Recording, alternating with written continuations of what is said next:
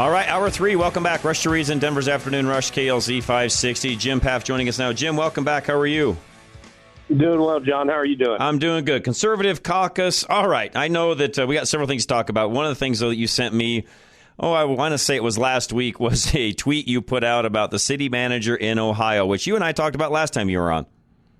Yeah, exactly. Well, listen, last night, night before last, at the VP debate, the Springfield thing was brought up, or at least referenced again.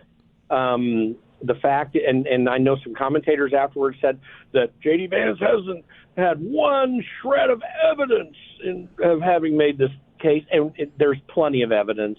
It's all there. No, not all Haitians were doing it. There were definitely some that were, and not just in Springfield. And by the way, we've learned since that Haitians are being spread out through the Midwest, and we find out more and more information about how the Biden administration has been flying people up here, some of the money of which that could have been used by FEMA to help people in North Carolina and Tennessee and Georgia, by the way. And listen, the Biden-Harris administration is a farce. Yep. It is a joke. And people are seeing that on display right now. And listen, the situation in Springfield was just the tip of the iceberg. We're finding out it's much, much worse. I mean, guys like you and I, and most people already knew, but it's on display now. It's clear. It's abrupt. It's acute.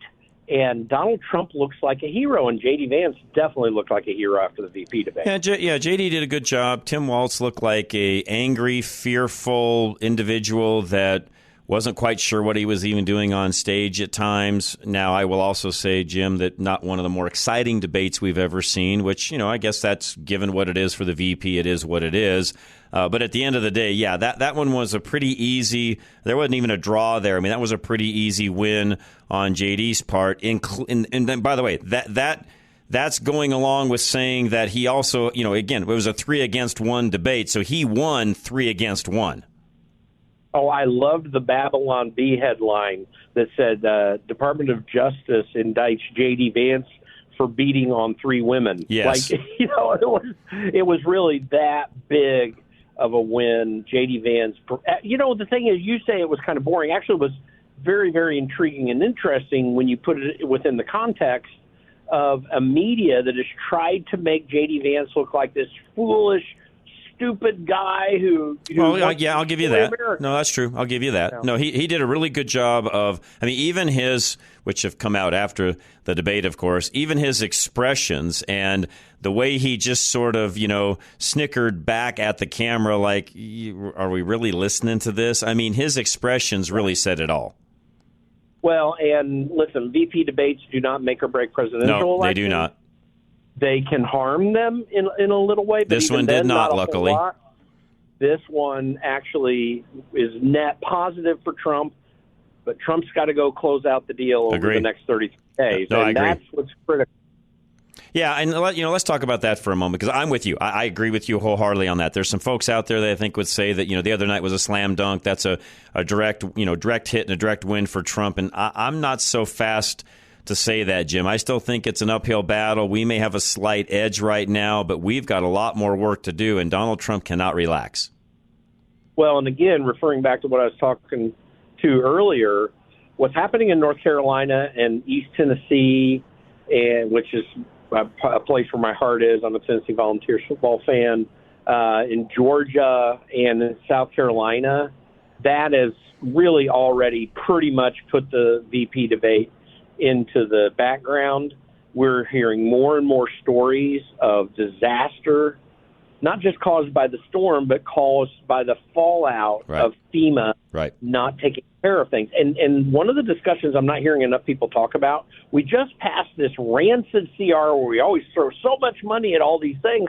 Well, $20 billion was thrown at FEMA, and Mayorkas is already saying, hey, we don't have enough money. It's freaking crazy. It really is. People are literally determined to cause chaos and to enhance chaos in our country so that they can win elections. This is incredibly third world stuff. What I don't understand, Jim, and maybe I'm just naive and dumb and don't understand, but to me, I see what's happening in all of this as a huge opportunity. Donald Trump's already capitalized on it. I see it as a huge opportunity for the current administration to hop on that bandwagon and really put a feather in their cap and show what they actually can do. Why aren't they? Because they don't care. I mean, Kamala Harris, when she made that announcement about FEMA giving everybody $750 checks, like she looked like she had a gun to her head almost. What am I doing down here? And by the way, we're helping. And then you had Occupy Democrats and I really lampooned them in a response on my X post, but they put up this thing. Joe Biden called out 1,000 troops, U.S. troops. This is decisive action. And I'm sitting back saying, we have reports of the stench of dead bodies in certain areas of these hollers in western North Carolina. We have reports of FEMA saying we're going to take your land away from you. And they're not, they're still being confirmed, but there are some actual reports of FEMA saying this to people and no seeming response. That is like a helicopter situation for lift. You need lift from helicopters in these ravines and hollers that are in western North Carolina. I mean, I don't know how many people have ever driven in western North Carolina to Asheville, but those are really windy roads. They're as windy as the roads in West Virginia that are hard to navigate. You have to really drive the speed limit. They turn and twist so much. And so you have to have lift capacity to deal with this situation. They're way behind on that. And then you had Pete Buttigieg saying that you can't fly drones, which are a perfect use case for trying to figure out what's going on and getting to the place that is in need now and understand it well before you end up there, which is very effective. They're not allowing any of this. It's a travesty. Yeah, and my feeling on that, and I said this earlier to another guest, is that, to me, they won't allow that because it shows the utter incompetence of this administration. That one I get fully. Well, let's just understand something. Democrats are about power and authority.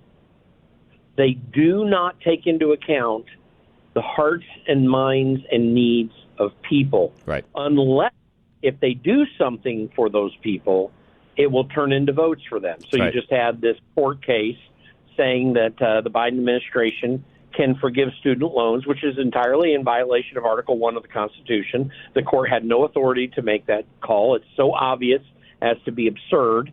But then you've got, welfare checks that go out to people. And listen, we can argue about whether we do any of these things, but in reality, they only will do things that secure them votes. The border is another place.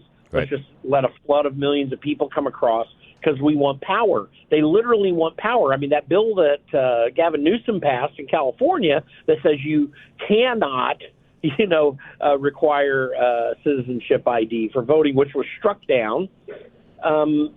These people are arrogant in their desire for power. They work at it very hard, whereas even though Republicans kind of suck at this, for the most part, Republicans have a much different attitude, and you can press on them as citizens, and even though they don't perfectly do it, they tend to listen more.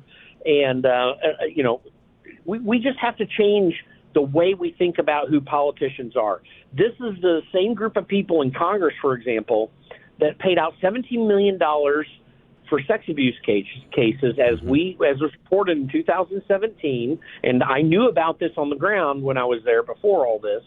$17 million, but they still haven't disclosed what the cases were. This is absurd, and I know it's much more than $17 million.